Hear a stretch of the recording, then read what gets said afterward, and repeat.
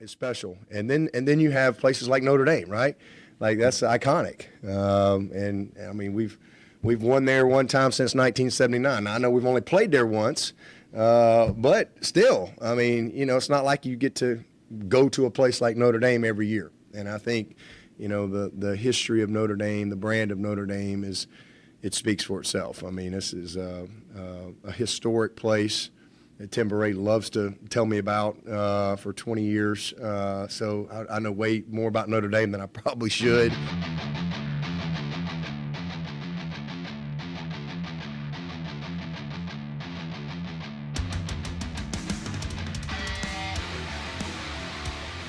And we're back with TigerNet Podcast. I'm your host, Matt Golden, and I'm here with David Hood as always. And then we've got a special guest, Tim Bourret. How are y'all doing today, fellas? I'm doing great. Good to be with you. Yeah, so Matt, let me just go ahead and say this. I'm doing fine. I cannot wait to get to Notre Dame this weekend. When you look at some of these college football schedules and you start planning way ahead, and look, I'm not looking really forward to 2038 yet. Who knows if I'll even be around or alive then. But several years ago, when Clemson started putting out these schedules and you started taking a look, it was like, okay, Texas A&M 2018 bucket list, Notre Dame in 2020 bucket list, Pitt in 2021 bucket list because I'd never covered a game in Pittsburgh, and then Notre Dame in 2022. And so the first Notre Dame trip, of course, COVID gets in the way. Notre Dame says, hey, because of COVID restrictions, you can only have 3 or 4 media members. I think newspapers made the cut, websites didn't, so I didn't get to go. So this is an unbelievable opportunity. And so when thinking about the podcast and thinking about going to Notre Dame, who else would you think about but the legend himself, Tim Bourret, who is, of course, a Notre Dame graduate. What year, Tim? 77? Undergrad 77, and I got a master's in 78. So I was actually there for 5 years. And of course, Notre Dame still near and dear to Tim's heart, and you go back quite a bit. But I'm kind of like Clark Griswold. I'm already planning what I'm going to do, what I'm going to see, and I wanted to do something for Clemson fans and say, hey, this is what you need to do, this is what you need to see. I know Joe Theismann is doing a book signing at the bookstore. If you've never been there for Victory March, where the Basilica of the Sacred Heart, the team takes mass and then goes over to Notre Dame Stadium, that would be awesome to see. A thing called Trumpets in the Dome. But Tim and Digger Phelps has not responded to any of my entreaties to have supper with me.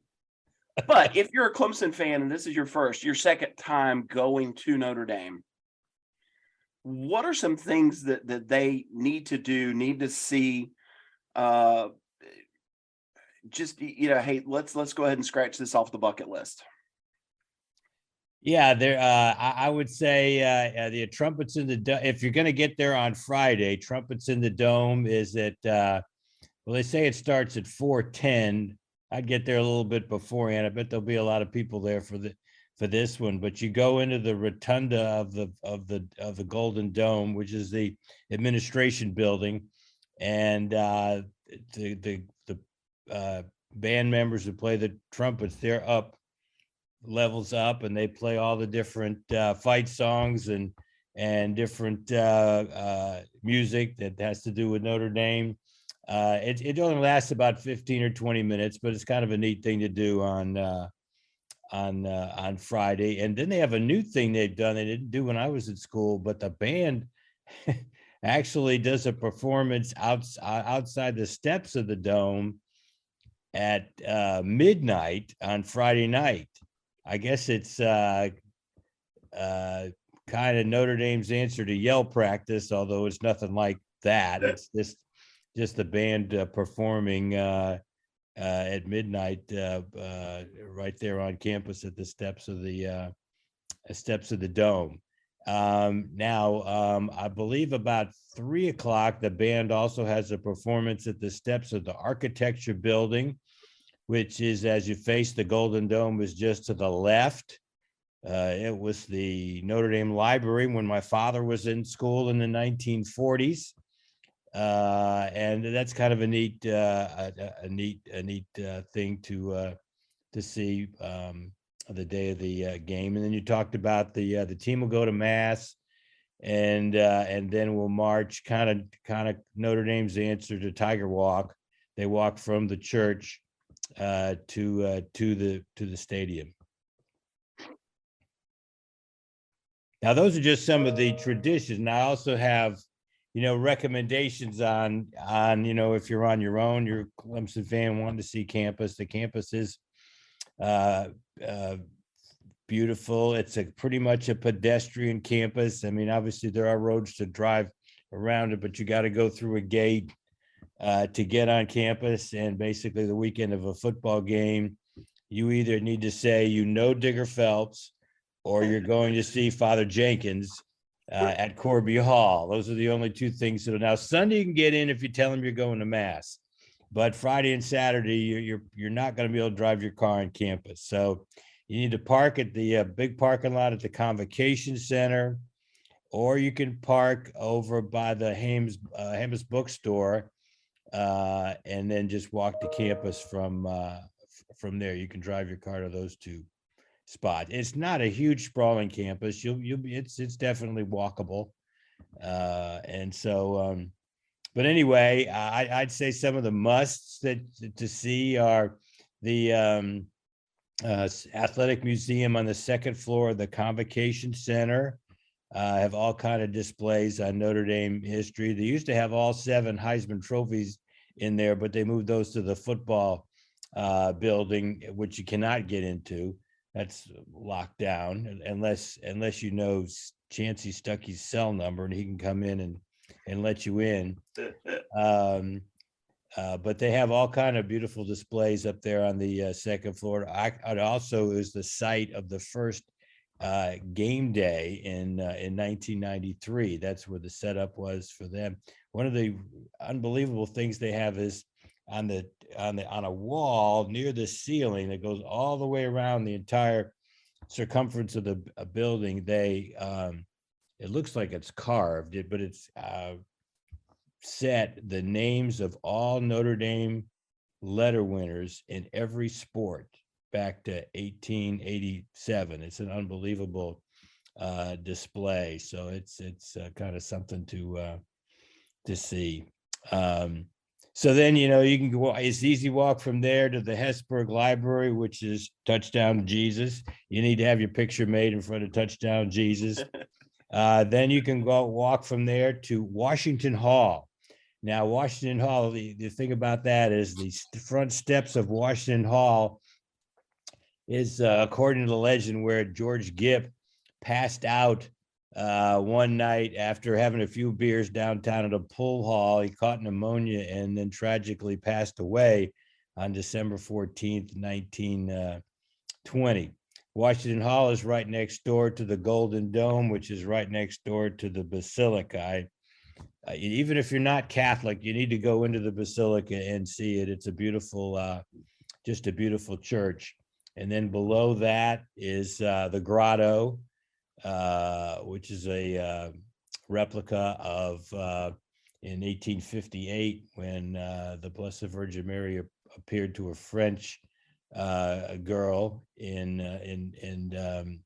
they built that replica in 1896. So that goes back a long way. Then on your way over to the Rockne Memorial, you can pass by Soren Hall, which is where Knute Rockne lived. If you've ever watched the movie Knute Rockne All-American, there are scenes of that building in Knute Rockne All-American. And then you walk down the South Quad and you get to the Rockne Memorial, which is built in 1937, just 6 years after Knute tragically died in a plane crash. A definite must is to have your picture made rubbing Rockne's nose on his bust on the first floor of that's kind of mandatory for all freshmen who first come to Notre Dame. And I always tell the visitors, you need to do that and have that picture made. And then on your way around the other side of the South Quad, there are a lot of different dormitories and game days that all dorms have. They're out there cooking and selling sandwiches, bratwurst, whatever. And then I would turn right and you'll go by the Morris Inn, which is the very nice hotel on campus. And I'd end your tour at the Notre Dame bookstore, which is the Brooks Brothers of bookstores. Very nice places. So if you want to get any souvenirs, that's the place to go. And that's where Joe Theismann will be. I'm not sure what time he's signing books, but he's a very gregarious guy, and it would be worthwhile going by. A few years ago, I say a few years ago, probably 5 years ago or 6, Clemson was playing at Louisville in the ACC baseball tournament. We had an off day, and I told Nikki, I said, hey, let's run up to Chicago. Let's see a Cubs game. And then on the way back to Louisville the next day, let's stop by Notre Dame. She had never been on campus. Had been a long time for me. And we called Tim and said, hey, we're headed that way. What do we need to do? And walking around that campus, to me, I hate to bring Hollywood into it, but when you think about a college campus and you think about that traditional leaves on the ground, big building, or the beautiful architecture, kind of a pedestrian campus, I think Notre Dame is so picturesque. It's kind of what you think a college campus should look like. We went down to the Lourdes Grotto. We went and walked around St. Mary's Lake. We came back up. I had to see Washington Hall because I knew the story of George Gipp, and I had to take pictures. And then, of course, we couldn't get a Notre Dame stadium, but we went to the Joyce Convocation Center. For whatever reason, on that day, the doors were open. And somebody was like, can I help you? And we're just looking around, and they were like, oh, we'll go up to the second floor. So we go up to the second floor, and just the nets from all of the basketball games and footballs and trophies and all of the names. And you see all of this. It's, straight out of the history books. And you realize just how much of an athletic history and really any kind of a history that Notre Dame has. Fell in love with that campus and can't wait to get back up there this weekend. And of course, something that I've been talking to Tim about for a couple of years is a music guy and a guy that played the trumpet for a long time. Can't wait for Trumpets in the Dome. I'm gonna have to try and talk Nikki into Brandon into we're staying in Chicago and to letting me drive down to Notre Dame at some point Friday and see that and kind of get involved in some things and maybe eat around campus and then get back there Saturday. But kind of past all that, they're happening at 7:30 Saturday night is a pretty big football game. Notre Dame's won 5 out of 6. They're 5-3. And, Clemson makes their debut in the initial rankings last night at number 4. And if you want to kind of stay in that conversation for a college football playoff berth, it's going to start Saturday night at 7:30, Matt, with kickoff against Notre Dame and the Fighting Irish.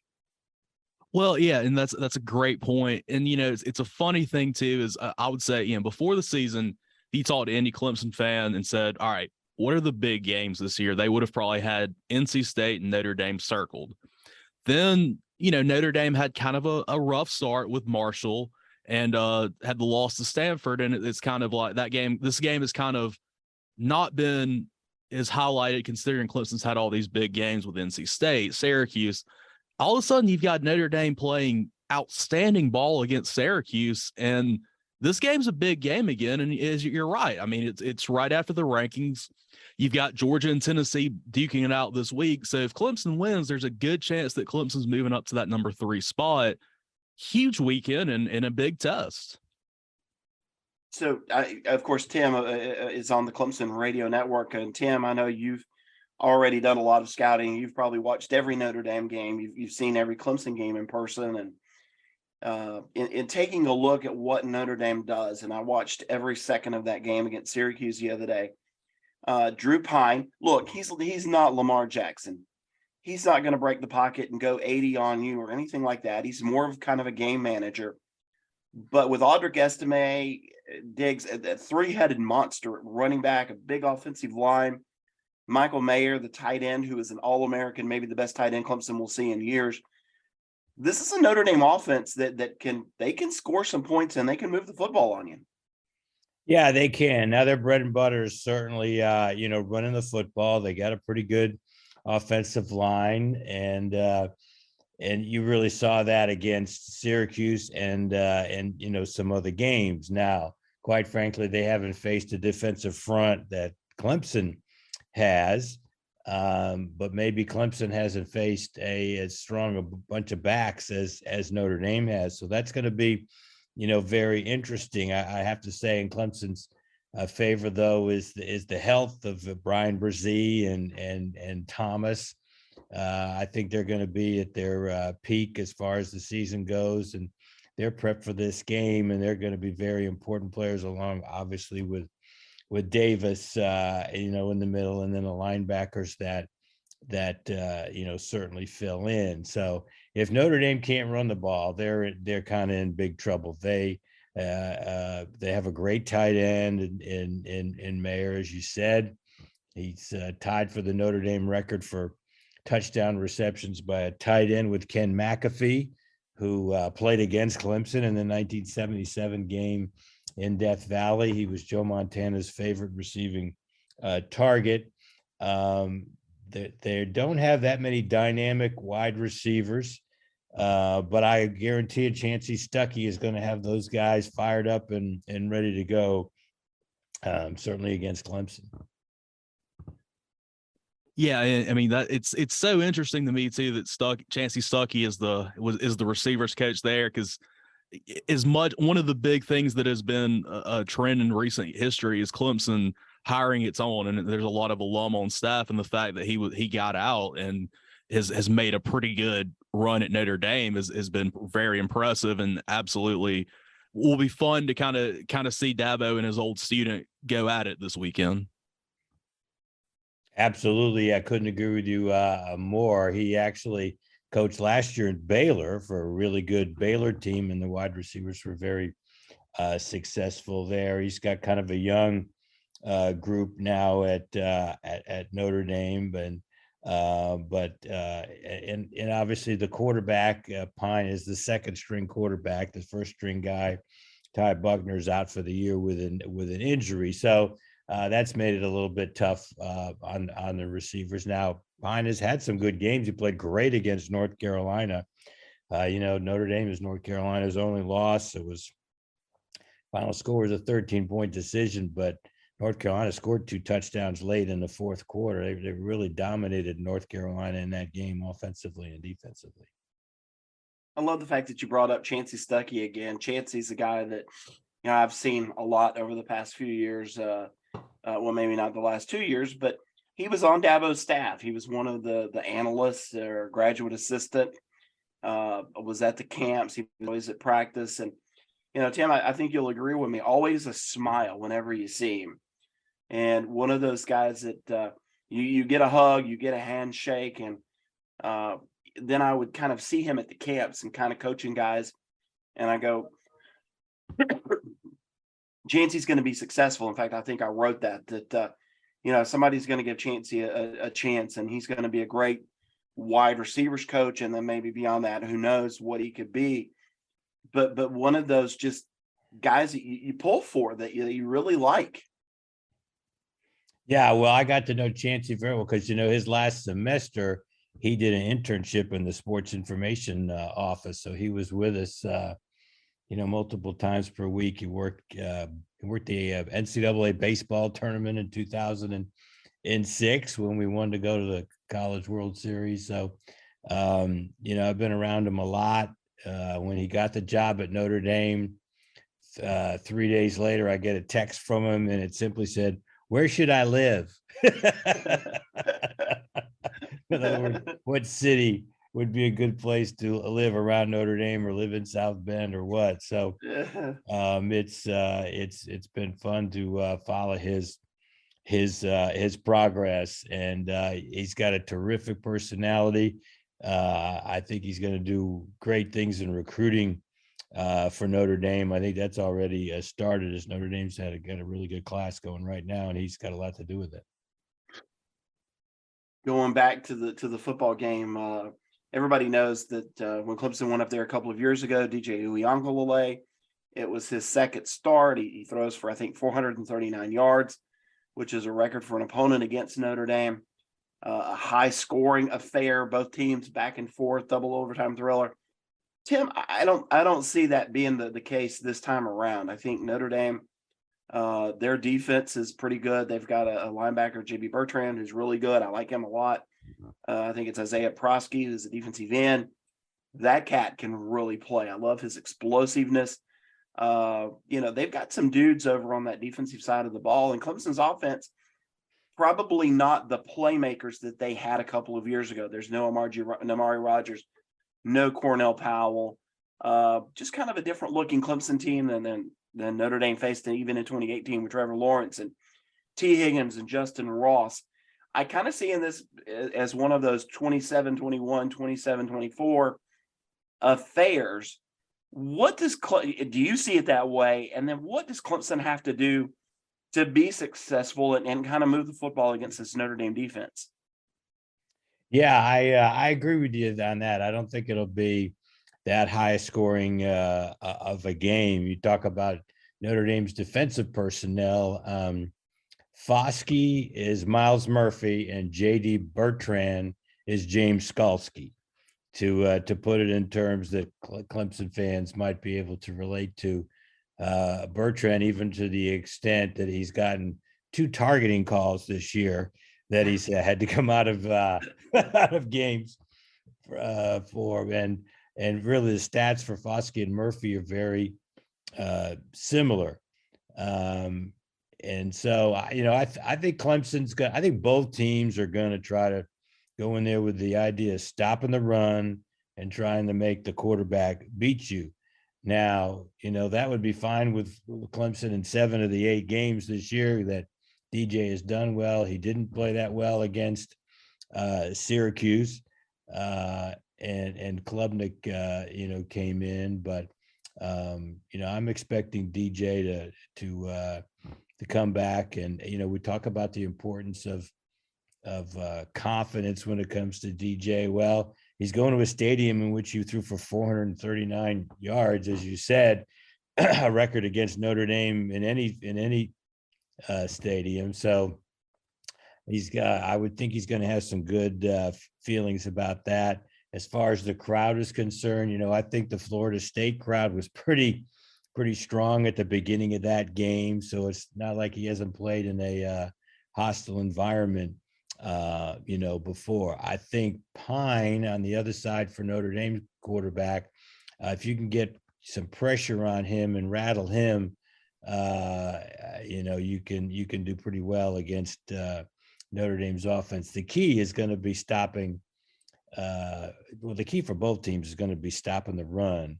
Now, we've seen some times this year where, Clemson's been a little iffy when it comes to stopping the run, although we're in the top 10 in the country in rushing yards per game allowed. But, remember that, Wake Forest kind of ran effectively against us, and Syracuse didn't run, that much with Tucker. But when he did run, he was pretty successful. Now, one thing we really don't have to worry about is the quarterback run. Pine is not going to run very much as a quarterback. I'm glad that you brought up the running game, and Notre Dame is pretty good against the run, and so I think it's interesting that Brandon Streeter. I brought it up a second ago that team in 2018, Trevor Lawrence and T. Higgins and Justin Ross and all of those great wide receivers, but now you're starting to see this Clemson offense do almost what it did last year when all of the wide receivers were hurt, and start to lean on that running game a little bit. The difference between last year and this year, well, number one, Phil Maffa and Will Shipley are a year older, but also Clemson's offensive line is starting to play better. And against Syracuse 2 weeks ago, Brandon Streeter really leaned on those guys and said, hey, go be physical, go win a football game for us. And, as much as people want to give K. Klubnik credit for coming off the bench and leading Clemson to a win, he was 2 for 4 for 19 yards, ran it 6 times for 15. He brought a spark, absolutely. But what he did, the best thing that he did was hand it off to those running backs. So for Clemson, I kind of look at this game and I go, are they going to be able to find the creases for Shipley, for Maffa, for them to really lean on the running game and kind of set up the passing game in this one? I don't know that this is going to be one of those games where Clemson rushes for 200 yards, but what is kind of a target number? Hey, if Clemson rushes for X amount of yards, they've got a really good shot at winning this football game. Yeah, you're right about the running game. Well, to me, going way back when I was at SID, 200 yards was the magic number, and that's been the magic number for Dabo,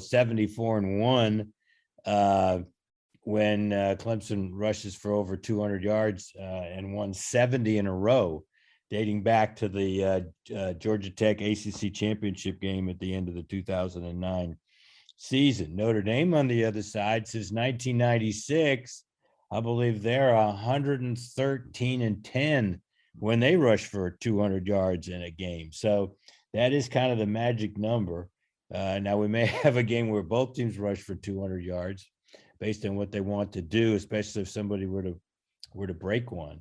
And by the way, that's something that Clemson's defense has done a real good job of this year, not allowing big plays. Clemson and UCLA are the only teams in the country that haven't allowed an opponent to have a play of 40 yards or more this season. So not giving up the big play is certainly going to be, important. I think it's interesting. Both Clemson's coordinators, both Wes Goodwin, the defensive coordinator, Brandon Streeter, the offensive coordinator, kind of alluded to, hey, you better put on your big boy pants. This is big boy football. Strap up your helmet. It's going to be a physical football game. And in a lot of ways, I think that's why I'm looking forward to this. Look, I think everybody loves when you throw it all over the yard and somebody throws for 450 and you got wide receivers running wide open. Sure, that's fun to watch. But growing up when I did, it was all about, so many teams ran the veer or the option, and it was about lining up in the I formation and running the football or whatever. To me, this kind of sets up, like, if you like old school football, I think this is the way it sets up. Notre Dame, a really good offensive line. Those guys are physical. Going against Clemson's great defensive line. Clemson's going to have to run the football. They're going to have to lean on that offensive line against a bunch of just dogs on Notre Dame's defensive line. I love some of their guys. This kind of has that feel. It might not look quite like 1977 or 1979 when Clemson and Notre Dame split those games, but it really does kind of have that old school football feel, doesn't it? Yeah, actually, if you watch the Notre Dame Stanford game a couple of weeks ago, that Stanford won 16-14. That's what that game was. That was an old school physical, football game. Now Notre Dame had some turnovers in that game, or else they probably would have won that game. But yeah, that Stanford Notre Dame game was certainly that way. And we might see that type of game this coming Saturday in South Bend. When you look at the lines and even the types of backs, I wouldn't say Shipley is a breakaway back, although he did have that nice 50-yard run against Syracuse. But he's a guy who really knows how to find the crease. And, I look at him as being as much a key of the game as anything. Notre Dame really recruited him hard. I've never asked Shipley, but I kind of got the feeling that it kind of came down to Notre Dame and Clemson for his decision, although he had so many family members that went to NC State. And in fact, in talking to the producer of the NBC broadcast this week, they have a picture of Shipley dressed in Notre Dame garb from when he came on his visit for the Southern Cal game, I guess in 2019. So they're going to show that picture on the broadcast at some point. That I did not realize they recruited him that hard, but it makes sense. I mean, just an outstanding talent. One thing I'll say is Clemson this year, talking about the old school football, it sort of gives me the vibes of early Saban years Alabama, in that they're going to run the ball down your throat. They're going to beat you with defense. And when they have to pass, they can, but it's not necessarily the star of the show. And so, yeah, it's a lot of old school football, and it will be fun, and it will be a physical game Saturday night. Yeah, that's a good analogy. The weather could have an effect on that, or make it even more of an old school game. I do point out, though, that Notre Dame did put in artificial surface, I think, in 2017. So we're not going to have a sloppy field. It'll be a good clean field. I have to ask you, Tim. I'm not sure how long we're going to go today, but I have to ask you. You've seen so many games in that stadium. Is there one game, two games that stand out to you from all of the games that you've seen there that you go, man, am I glad I was there for that one? Yeah, absolutely. There were two Southern Cal games. So in 1973, Notre Dame hadn't beaten Southern Cal since 1966, and it was kind of a gray, overcast a day. And I was a student as a freshman and a sophomore. I didn't work in the sports information office, so I was in the stands with all the other students. And Eric Pennick had this breathtaking 85-yard run in the third quarter that put Notre Dame in the lead, and they went on to win 23 to 14. And that's the game where Luther Bradley knocked the doo-doo out of Lynn Swann too, isn't it? Very good. I'm impressed with your knowledge of that history. Yeah, the first play of the game, Pat Hayden throws a swing pass out to the right, and I guess Lynn Swann didn't have his chin strap tightened up, and Luther, who I still say is the best Notre Dame defensive back in history, he knocked that helmet back into the end zone and kind of set the tone for the day. And then in 1977, my graduate school year, was the green jersey game when Notre Dame switched into green jerseys just before the game, and just routed the Trojans 49-19 in both of those seasons. Those were key wins to Notre Dame winning the national championship. That was you talked about Ken McAfee earlier. That was I think a pretty big game for McAfee. Bob Golick. Yes. Linebacker for the Irish back then. Pretty good game. That was one of those teams. Steve Orsini was on that. Ross Browner. A lot of good players in that game. Yeah, Browner and McAfee both in the College Football Hall of Fame. Luther Bradley should be. Hopefully he'll get in one of these days soon. Ross Browner, by the way, I'd like to bring his name up. He just passed away recently. Yep. Was a good friend with Wayne Buckingham, believe it or not, the former Tiger basketball player. I did a few podcasts with them a year or two ago, and Browner's name won't come up this weekend, but it should, because Foskey only needs 2 sacks to become Notre Dame's career leader in sacks. He's got 23, and Justin Tuck at 24.5. But the only reason Ross Browner's name isn't on the top of that list is because we weren't keeping sacks in 1973 to 77. He did have 77 career tackles for loss, and I saw every one of his games at Notre Dame, and I guarantee you he had at least 40 sacks in his career. So that's a little bit of a hollow record in my mind. I'm going to ask you a question. I have an analogy for you, and you have to tell me if I'm right on this. First of all, I will ask you, is this a tough game for you to watch? Do you like it when Clemson plays Notre Dame? And here's my analogy. For you, I would look at it as Notre Dame is mom. That's mother. And then Clemson is the girl that you married and spent your life with, and you don't like mom and your wife to fight. Does this game, do you like it? Do you not like it? No, I love it because from a broadcast standpoint, as you said, I've seen every Notre Dame game. I follow them.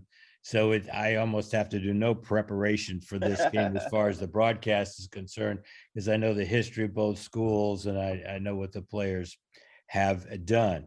Now, it was a lot harder for me in 1979 because I probably, when I first came to Clemson, worked for Bob Bradley, I was in charge of all the Olympic sports. Sure, I did stuff with football and basketball, but for the 79 game, I knew more Notre Dame football players than I knew Clemson football players.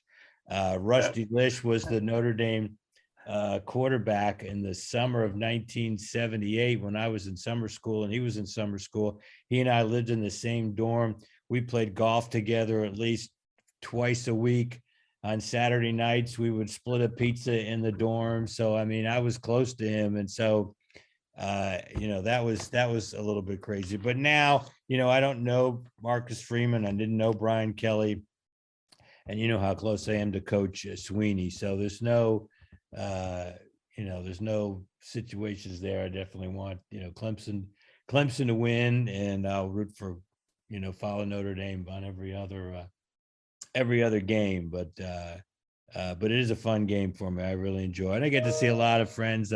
Actually, I'll see some of the other guys who were student assistants with me in the SID office back in the 1970s who were coming to the game.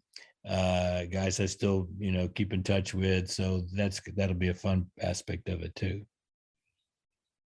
One thing I go back to is I think back to that 2015 game. It was the first time the two teams had played since '79.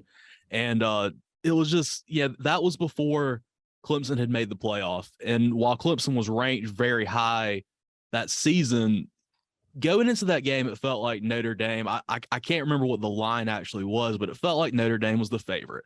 There was an underdog feeling around Clemson, and every other Notre Dame Clemson game since really hasn't had that feel, to the point that, I mean, in 2020, when, Notre Dame beats Clemson, the limited student capacity, they rushed the field. I mean, how many programs have Notre Dame rushed the field for? Notre Dame's a place that you think is never going to rush the field. So, Tim, what's it like to have seen Clemson kind of flip the script and now be the hunted instead of the hunter?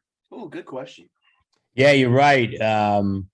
We did rush when I was in school. We rushed the field when we beat Southern Cal, those two games that I talked about. The game at Clemson in 2015 against Notre Dame, that was a landmark game for the Clemson program, because Notre Dame was ranked 6th in the country going into that game, and Clemson was ranked 11th. It was an early season game, as you're right. Remember, there were still questions about Deshaun Watson's knee because he was coming off a torn ACL. And in the first play of the game, I think he ran 43 yards and kind of eliminated that, those concerns. But it has been kind of a flipped script. But I do think it's been a nice little rivalry. There's only been 6 games. I do point out that, all 4 games that have been played on campus have been decided by a touchdown or less. They've been really epic games. So that's certainly been fun to see. But I kind of look at these Notre Dame Clemson games as they've been huge to help Clemson move up the national echelon. And I really think it's kind of started with that 2015 game at Clemson. Yeah, I agree. I think that game really that was I think, the game that put the nation on notice that this Clemson program's good, and that this Clemson program is ready to take the next step. And it's just, it's been fun to watch. It's been fun to see. It's just, when you've grown up, with Clemson kind of being underdog status in a lot of years, it's just, I don't know that I ever thought Clemson would be at this level, particularly when you look at programs like Notre Dame that have always been sort of, for lack of a better analogy, the New York Yankees of college football, in the sense that they've won more titles than almost anyone else. They national fan base. And so it's fascinating to see. And it's definitely, it still takes some getting used to see Clemson as kind of one of the big bad teams of college football. I love the fact that you brought up the national fan base. And of course, that I grew up all over the country, and I grew up part of the time in Missouri. I lived some time in St. Louis and a little south of St. Louis. And, growing up, everybody that I went to school with, did they wear a University of Missouri Letterman's jacket? Absolutely not. Where I lived, it was a bunch of lead mines and lead miners, and a bunch of names like Murphy and Hurley and Green that I grew up with. And it was all Notre Dame all the time, even in Missouri there. So I kind of grew up, but I guess back then I didn't really know about college or college football. I was in elementary school, but I had a Notre Dame shirt and a hat because all my friends had one. And I told Nikki the other day that growing up and then moving to South Carolina and getting to meet a guy by the name of Tony Rice, who played at Woodruff High School here in South Carolina, and Tony goes to Notre Dame and is a great quarterback under, I think, Lou Holtz. And you ask Tony Rice, why Notre Dame, and he just looks at you like you're stupid. He goes, because it's Notre Dame. And then I walk into the College Football Hall of Fame or the South Carolina Football Hall of Fame ceremonies the other night, and a guy walks by me and nods, and I'm like, oh my God, that's Tim Brown, another Notre Dame guy. And I did an interview with Tim Brown. So for somebody like me who's covered a lot of big college football games, I've been in a lot of great stadiums, to get to go to Notre Dame, I'm going to geek out a little bit. I'm just not going to lie to you. I'm going to try and talk everybody into going with me on Friday. Forget about Chicago. I've seen Chicago. I don't want to get shot. I want to go hang around campus. When we walked into the bookstore a couple of years ago, when we went in there, out front, it was like, well, here's a book by Tim Bourret. I was like, hey, I know that guy. And then there's another book by Tim Bourret. I'm like, hey, I know that guy. It just is one of those iconic places, one of those iconic programs that you look at. And Clemson holds the 4-2 edge in games played. They've won 4, Notre Dame 2, but 11 national championships, I think, is the way it goes now for Notre Dame, 3 for Clemson. Heisman Trophy winners, Tim, 7-0.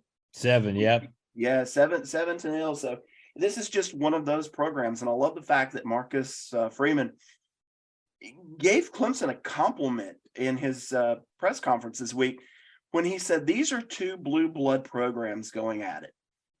And I thought that was a great compliment, and that Notre Dame is one of those blue blood programs. Clemson is a recent addition to that, but I think you can kind of put them in that conversation now.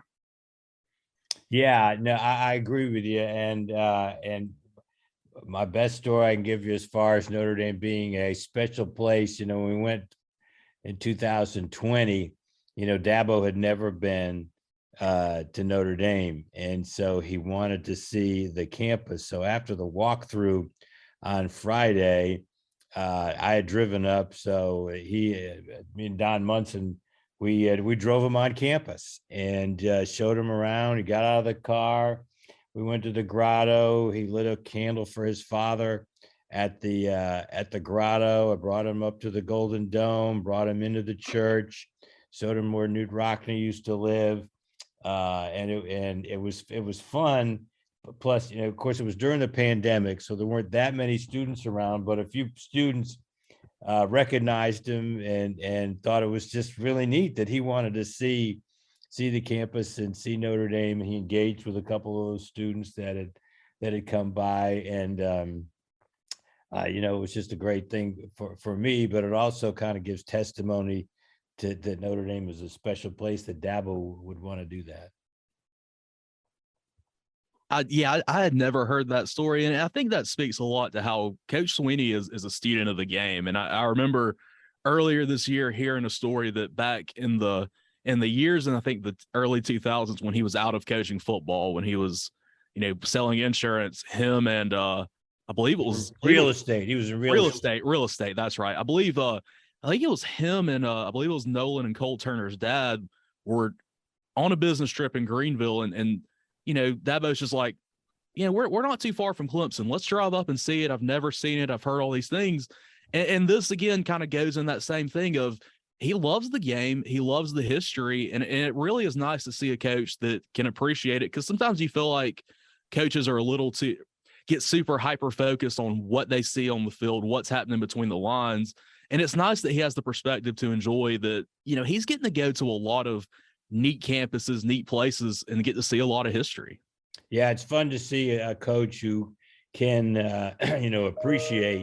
appreciate that and just appreciate the things, around college football. Yesterday I did taped the pregame show with him, and I said, so you're going to go over to the stadium on Friday? He said, yeah, I think we're going to do that. And, to practice, no. To run through some plays, no.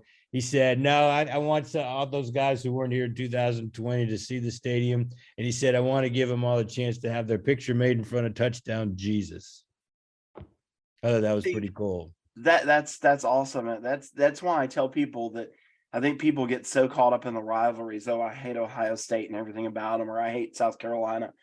And I tell people the reason that I do what I do is to see people, dancing to Sandstorm down at South Carolina, to see, Renegade down and Osceola down at Florida State, and see the planting of the spear, to see the dotting of the I when Clemson has played Ohio State. I would love for Clemson to play Southern Cal or Michigan or somebody like that at some point. That's why I do what I do. And, to be able to go in, and I did a couple of years ago, I had my picture taken with Touchdown Jesus, and probably will again. This is why you do this, and you have to kind of take the time. And as Tyler Venables told us in interviews this week, just smell the roses to appreciate what you're getting to do, what you're getting to see. I tell Nikki all the time, we have some of those life special moments, and you just kind of stop and you take it all in, and you take a mental snapshot, and you go, I want to remember this for forever. And we've done that in all of our travels. And to me, I think this is probably as excited as I have ever been about a football game. And, yes, about the actual football itself, but just about the fact that it's Notre Dame and it's football. And I know a couple of guys that have ties to Notre Dame, and Tim Bourret and Chancey Stuckey. I mean, my goodness. Like I said, Digger Phelps still hasn't responded to me, but just an incredible weekend ahead, I hope. And I hope that Clemson comes away with a victory.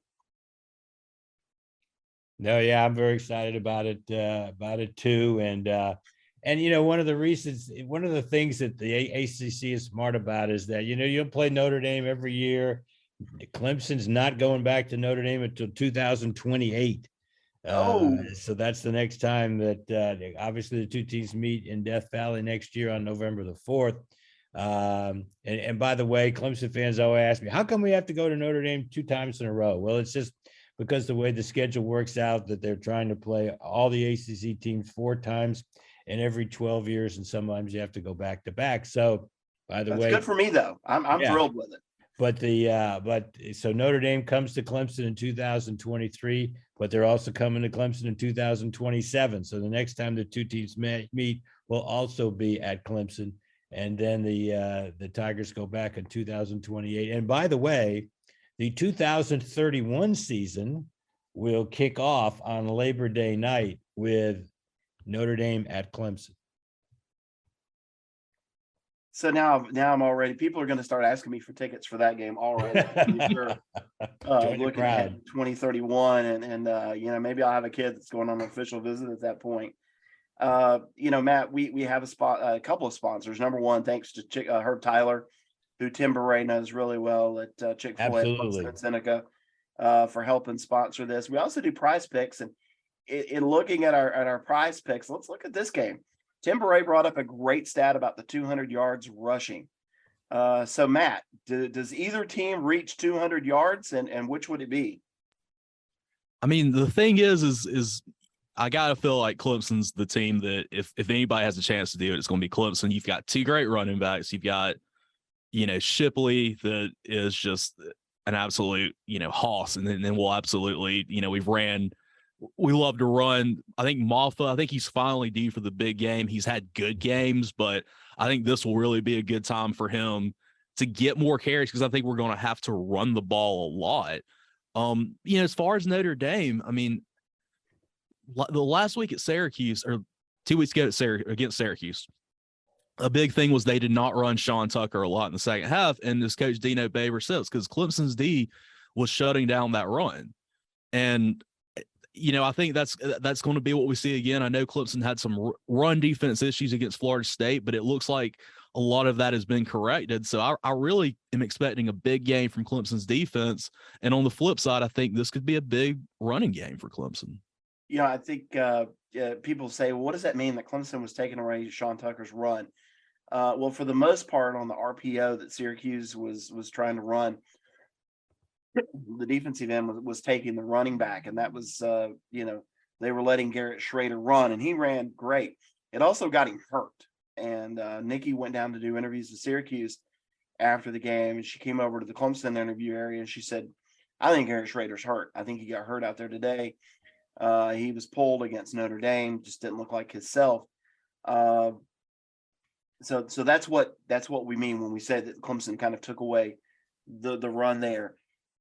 Not the same situation this week. I don't think Notre Dame runs a whole lot of RPO. Again, they're not a lot of eye candy. This is what we do. We're going to come right at you. Tim, which team can rush for 200?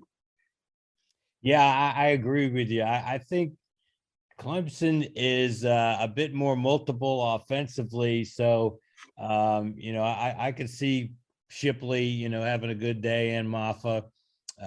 So, I would think that, Clemson would be the team to get to 200. The teams that have been effective offensively against Clemson are teams that have quarterbacks that are, capable of, or at least a threat, to run the ball. And, Pine will run a little bit, but not that's, as you just said, the RPO is not a staple of Notre Dame's, attack. They want to go off tackle. They want to run behind Patterson, who's their best offensive lineman, and give the ball to number 7 at the May. So, I think Clemson's built to stop that.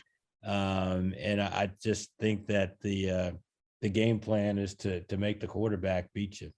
And will we see Barrett Carter on Michael Mayer, or will it be a combination of Barrett Carter / Andrew Makuba at that next level, Malcolm Green kind of bracketing Mayer? I got to believe it'll be a bracketing approach. Most teams do come up with some kind of double team approach. Somehow he still has 47 catches for over 500 yards this year. If you ever get a chance to see some video of a catch he made against UNLV, he actually reached around the back of his defensive guy, caught it one-handed, and then pulled it in. It was almost like a David Tyree type catch. He really is a phenomenal player.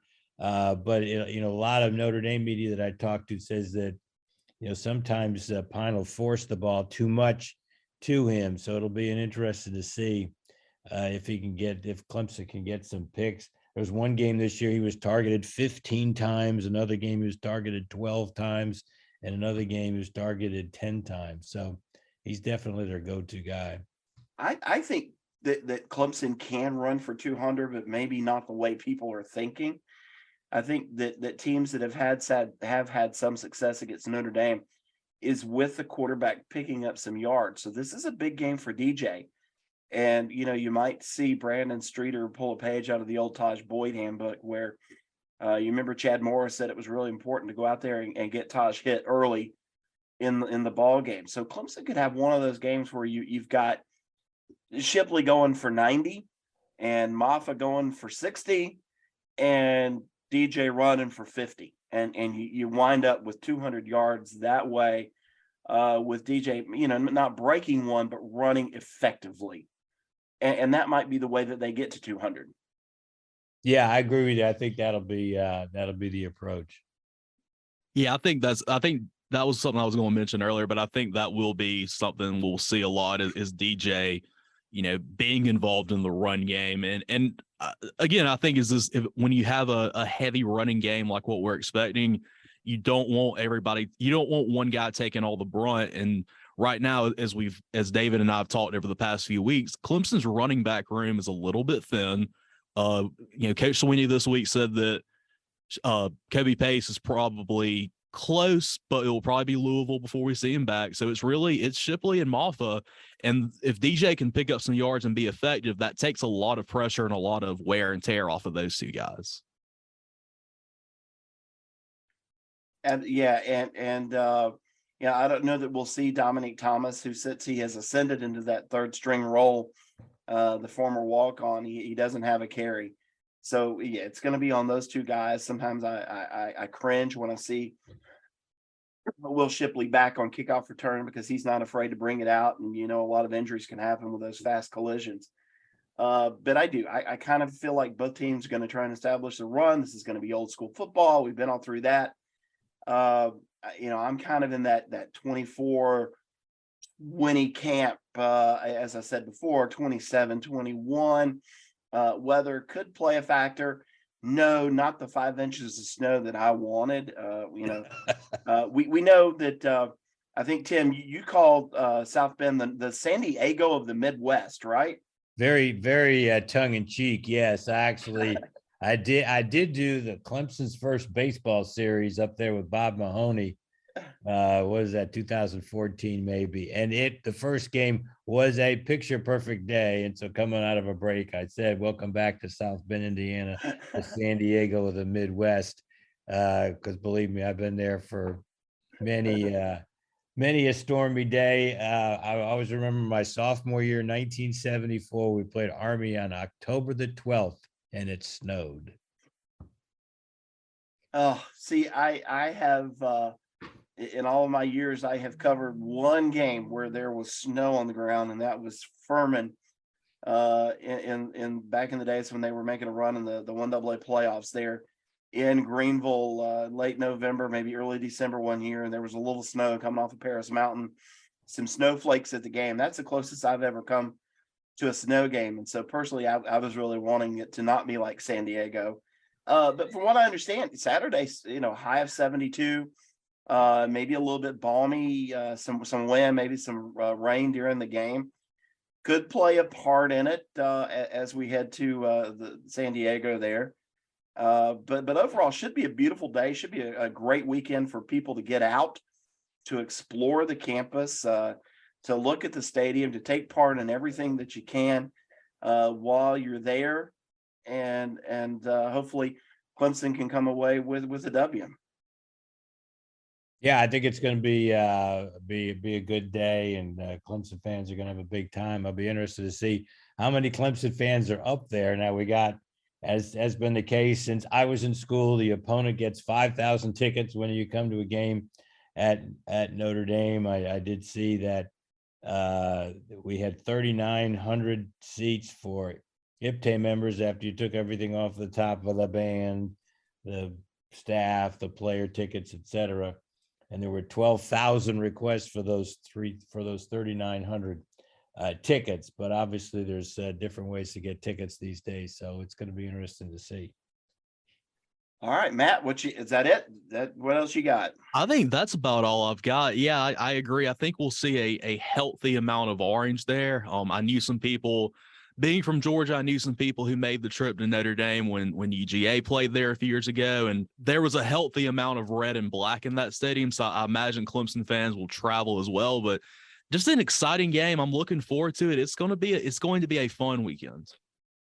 I'll make sure that I send you some pictures, and hopefully I can get a picture with Tim in the Notre Dame press box before the game.